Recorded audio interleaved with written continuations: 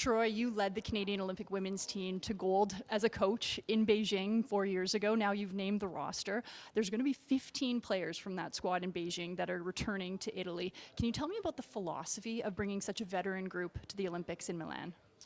Yeah, I mean, obviously, from a coach point of view, it's exciting just the comfort level, obviously, I have with that group.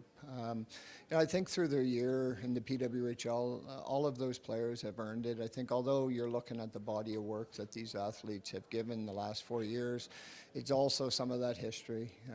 Like there's a winning pedigree in a lot of these athletes that we know we're going to need to tap into at these Olympic Games. So, it's not necessarily about comfort, but it's just knowing what you're getting from some of these athletes. And I think they've deserved it. They've earned it through their play in the PWHL, and I'm excited to be behind the bench with them again.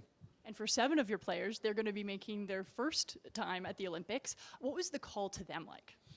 Yeah, obviously those calls are really exciting. I think I've almost looked at it as 2 different groups. There's 2 athletes that were kind of carryovers that actually went to Beijing as reserves because of the COVID situation, and 2 athletes that had to be isolated in hotels, and Julia Gosling and Kristen O'Neill. So although it's new for them that they get to compete at these games. They were on standby for us in the last game. So obviously it's a little extra special to, I mentioned to KO, like I can't imagine all that she's been through, but the consistency she's bringing on a daily basis, I would love nothing more than to watch a medal go around someone like that's neck. And then the other 5, it's just exciting, like to see their, the calls that they receive and the excitement they have. We've tried to kind of give it to any of our coaches that maybe have a special relationship with those athletes, and it usually went to a personal side. So, honored that I get the opportunity to coach them, but so excited for them and their families, and the people that have impacted their journey along the way. They get to celebrate in Olympic Games together. Ahead of the rivalry series with the USA, you mentioned that you were going to be using that as an opportunity to evaluate the squad. Those final 2 games, how closely did you look at them to name this roster? Yeah, I mean, you're constantly evaluating it. Like I said, it's a body of work. It's a little bit of the rivalry series. It's a little bit of past world championships. It's how they play in college. It's how they play in the PWHL, but it's also like it's a puzzle. And the one thing Gina and I kept saying when we were chatting with our coaches is, like, there's a scenario, say if we just look at the 30 players that we kind of reduced it to early in the summertime, it's like there's a scenario where we could easily justify any of those 30 being in this group. But through a lot of deliberation, a lot of conversations, a lot of debating, we're confident that we've picked the best 23 that can accomplish what we're looking to accomplish at these games. When I was speaking with Gina, I asked her about Chloe Primerano, and she said it's just a matter of time before she makes an Olympic squad. But why was she left off of this one?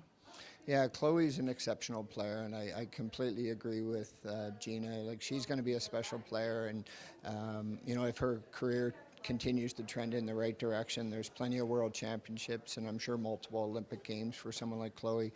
Chloe's an exceptional, skilled, talented, offensive-minded defense, and I think at this point for our group, we recognize that we will defend a little bit more than we have maybe at the last Olympic Games, and I think there's just some athletes right now that maybe have a more mature game that can compete and defend on a different level, and I think we selected a few defense that just can probably be really, really difficult to play against. So it honestly is not necessarily, I know it's easy for a lot of people to think it's, Chloe's game is trending the way it should trend, and although she's obviously very disappointed to get this news, there's going to be a bright future for her. It's not that she's done anything wrong, it's more that other players have just showed a different style that we believe our team needs at this point.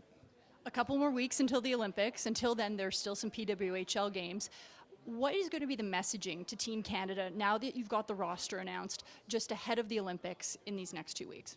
Yeah, we've debated this a little bit, as a coaching staff, and after this roster announcement, you just want their shoulders to drop a little bit. You want them to be a little bit relaxed. You want them to enjoy this weekend, letting friends and family know, all their supporters know, and then it goes right to work. Like, we also got to understand and respect their PWHL teams as well, and I think the last thing a coach in the PWHL wants is me hounding their players on a regular basis. So we'll share a lot of information with them, and that is one of the luxuries we have of being a group that's been together for a number of years. The main core, at least, is that a lot of the concepts that we'll be working on will be more refreshers.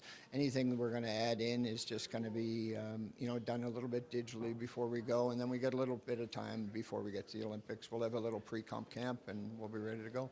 Troy, thank you so much and good luck. Awesome, thank you.